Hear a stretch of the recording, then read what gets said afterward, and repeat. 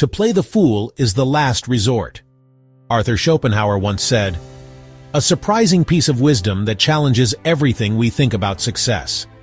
In a world where we're often pushed to show off our intelligence, dominate conversations, and always be the star, Schopenhauer, the German philosopher, offers a counterintuitive strategy: play dumb to win. This isn't about being foolish. It's about being strategic, humble, and intentional in how you present yourself. In this video, we'll explore 5 powerful lessons from Schopenhauer's philosophy to help you succeed and earn respect, whether at work, in relationships, or in life. I've put this approach to the test myself, and I'll share how it's transformed the way I handle challenges. Stick around for practical tips you can start using today to play dumb and win big. Let's dive in.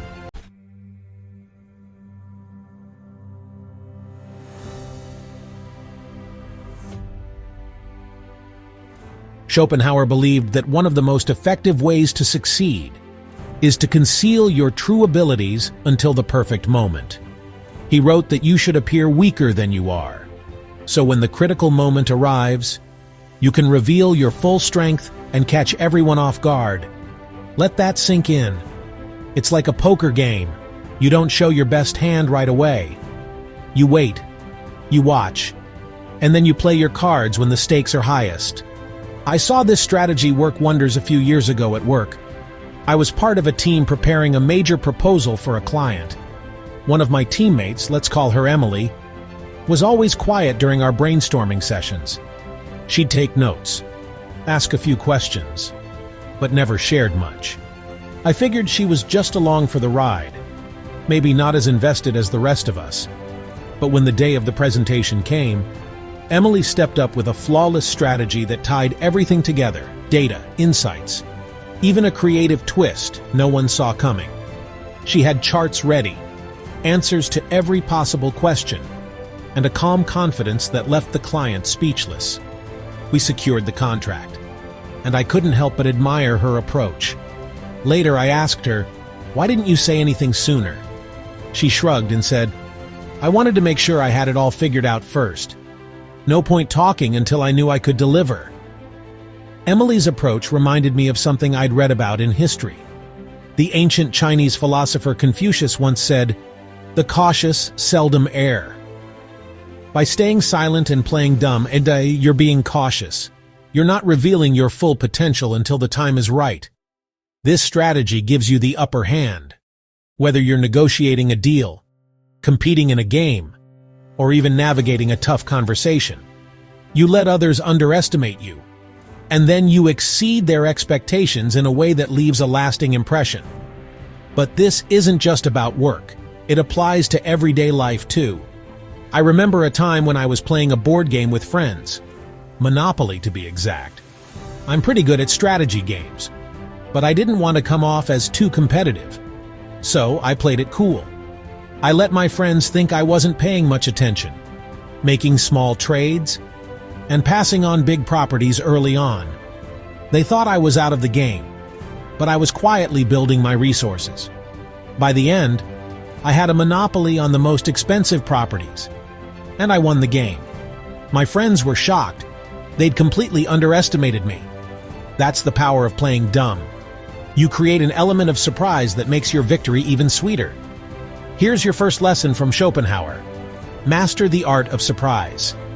The next time you're in a situation where you want to stand out, like a meeting, a competition, or even a casual game with friends, don't reveal your full potential up front.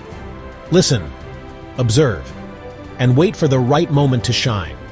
If you're working on a project, hold back your best idea until the final discussion, when it'll make the biggest impact.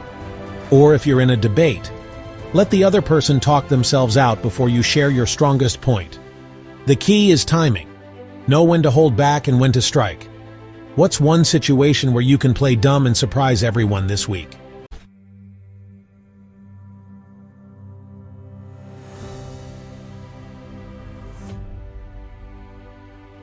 Schopenhauer taught that true intelligence isn't about dominating every conversation. It's about knowing when to stay quiet, By playing dumb and listening more than you speak, you can gather valuable insights, understand others better, and make smarter decisions. I used to struggle with this. In my early 20s, I thought I had to prove myself all the time. I'd jump into discussions, share my opinions, and try to sound clever, even when I wasn't fully prepared. I'd interrupt people, finish their sentences, and sometimes even talk over them just to get my point across. More often than not, I'd end up saying something I regretted, or worse. I'd miss out on learning from others because I was too busy talking. Then I came across a piece of wisdom from the Roman poet Horace. He who is silent is forgotten.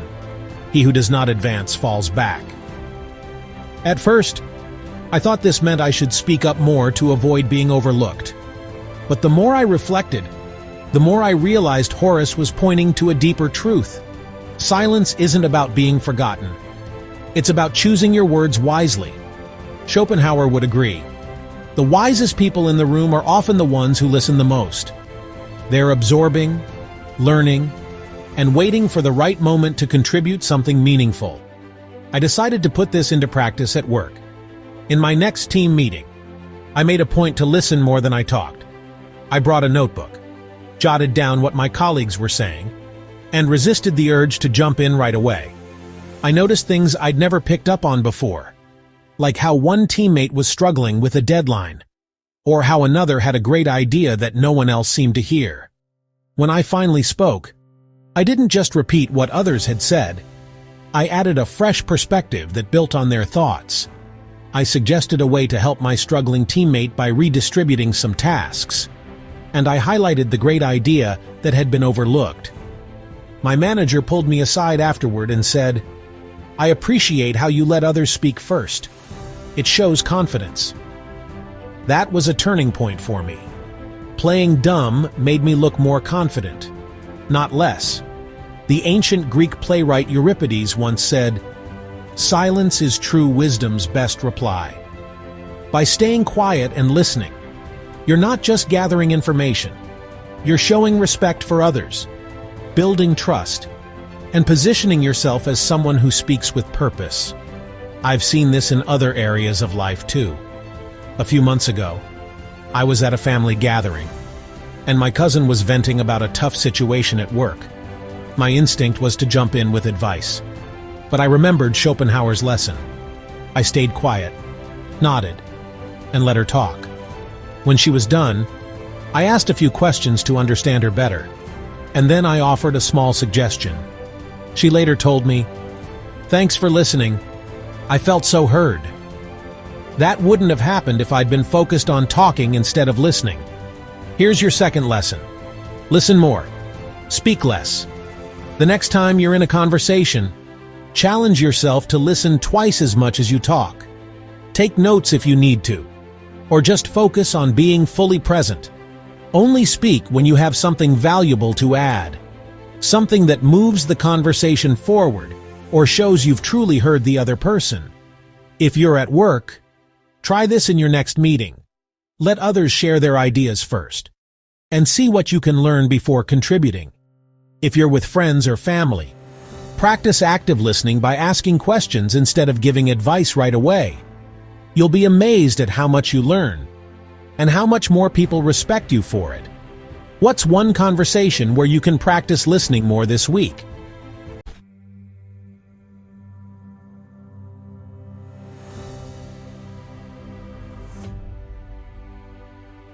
Schopenhauer saw playing dumb as more than a strategy for winning.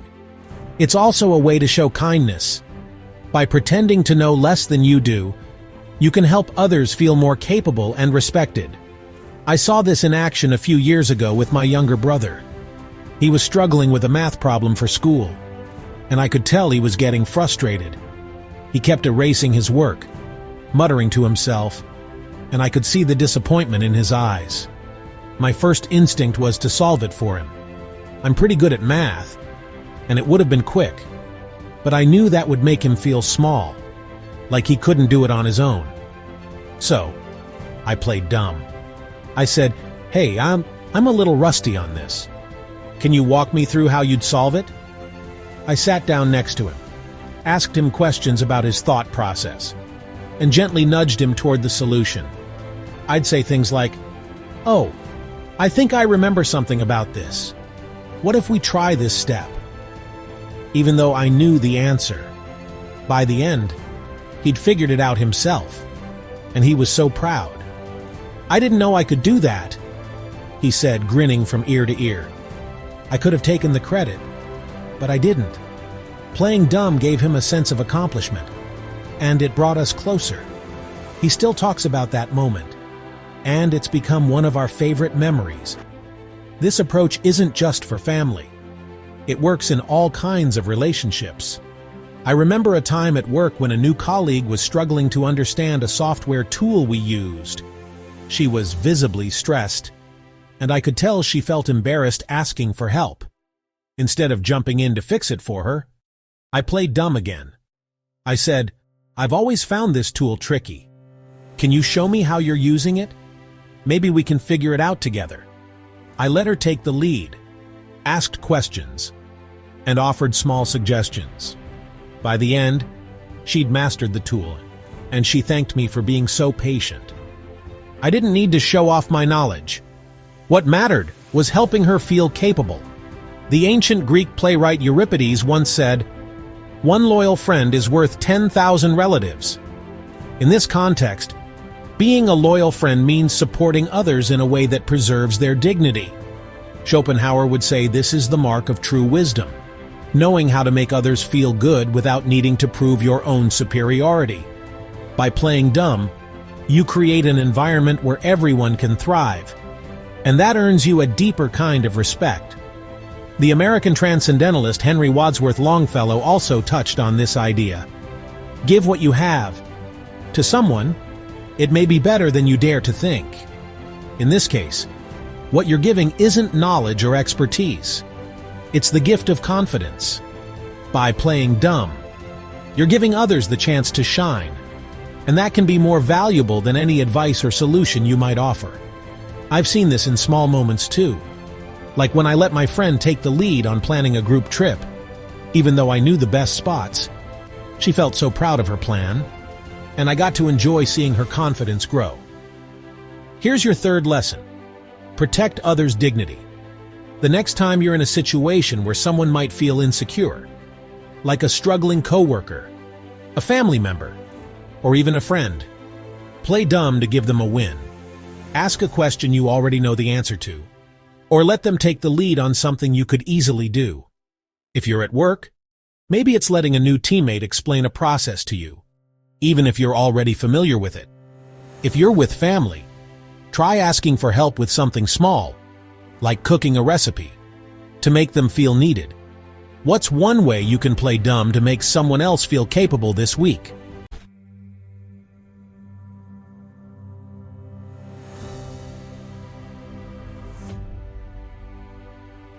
Schopenhauer cautioned against seeking attention too soon. When you're still developing your skills or working toward a goal, showing off can make you a target for criticism or envy. Instead, he advised staying under the radar until you're fully prepared to make your mark. I learned this the hard way early in my career. I was new at my job, fresh out of college, and I wanted to impress everyone. I'd share every idea I had, volunteer for every task, and talk about my ambitions constantly. I'd say things like, "I'm going to lead this project one day," or "I've got a big plan for this campaign." I thought it would make me stand out, but it backfired. My colleagues saw me as overconfident, and when I made mistakes, which I did because I was still learning, they were quick to point them out. I overheard someone say, "He talks a big game, but he's got a lot to learn." That stung. Schopenhauer's advice would have saved me a lot of trouble. Act as if you don't know much until you're ready to shine. By staying low-key, you give yourself the space to grow without the pressure of scrutiny. Then, when the time comes, you can step forward with confidence. I started applying this after that humbling experience. I stopped talking about my goals and focused on doing the work. I'd ask questions, take on smaller tasks, and learn as much as I could from my more experienced colleagues. Over time, I built my skills quietly, and when a big project came up, I was ready. I volunteered to lead a small part of it, and I delivered results that surprised everyone. My boss later said, "I didn't know you had that in you." That felt so much better than any attention I'd tried to grab before. The American writer Henry David Thoreau had a similar perspective. Not till we are lost, in other words, not till we have lost the world, do we begin to find ourselves. In this context, losing the world means letting go of the need to impress others. By playing dumb and staying low-key, you're giving yourself the freedom to discover your true potential, away from the spotlight, where you can grow in peace. This principle applies beyond work, too. I remember when I started learning to play the guitar a few years ago.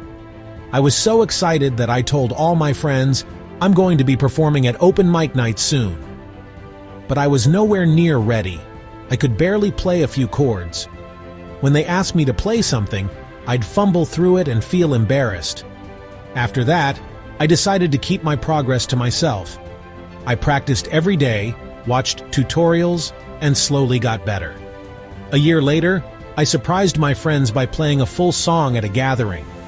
They were amazed, and I felt proud. Not because I'd bragged, but because I'd let my work speak for itself. Here's your fourth lesson. Stay low-key until you're ready. If you're working on a skill or a project, don't announce it too soon. Focus on learning, practicing, and improving behind the scenes. If you're at work, don't boast about your ideas. Let your results do the talking. If you're learning something new, like a hobby or a language, keep it to yourself until you're confident enough to share. For example, if you're preparing for a big presentation, don't tell everyone how great it's going to be. Just do the work and let the results speak for themselves. What's one area where you can stay low-key and prepare quietly?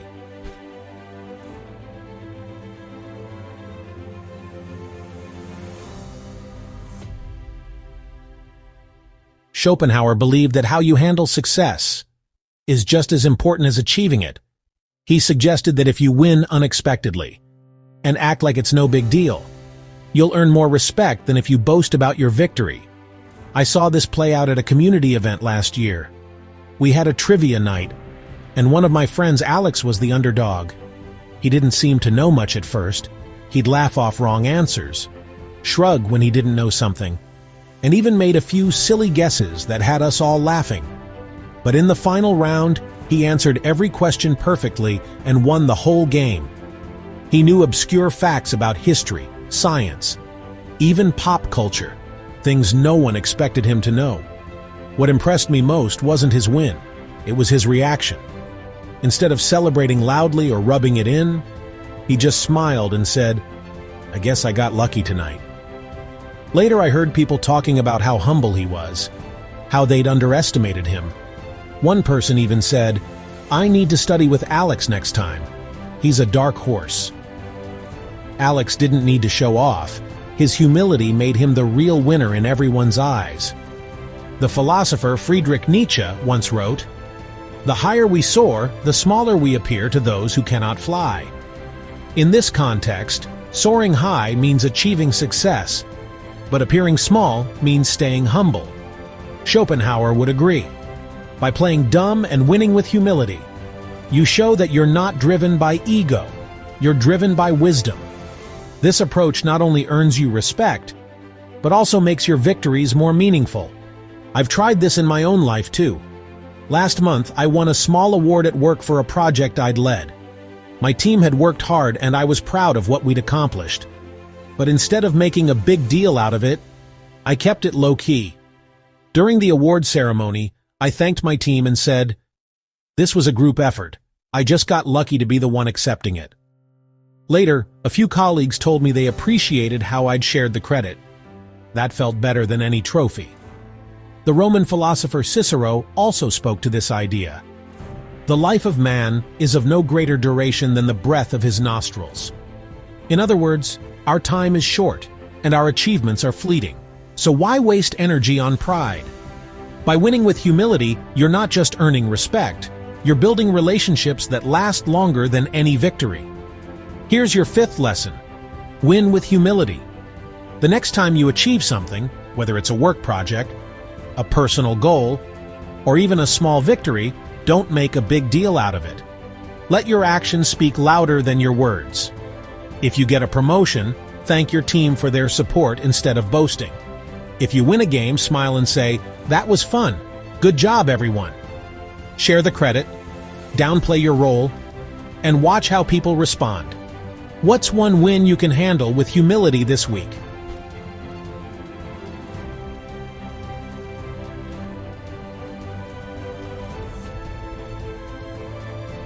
Let's wrap up with a final thought. Playing dumb isn't about being foolish. It's about being strategic, humble, and wise. We've explored 5 lessons from Schopenhauer to help you succeed in life. Master the art of surprise. Listen more than you speak. Protect others' dignity. Stay low-key until you're ready. And win with humility. These ideas have helped me navigate challenges at work, in relationships, and even in my personal growth. And I hope they do the same for you. I'll leave you with a challenge. Pick one of these lessons and try it today. Maybe it's staying quiet in a conversation to listen more, or playing dumb to give someone else a win. Maybe it's keeping a new skill under wraps until you're ready to shine, or handling a victory with grace. Whatever you choose, notice how it feels to be intentional with your presence. I'd love to hear how it goes. Share your experience in the comments. If this video resonated with you, give it a like and share it with someone who might need a little Schopenhauer wisdom. Don't forget to subscribe for more practical life lessons. See you in the next video.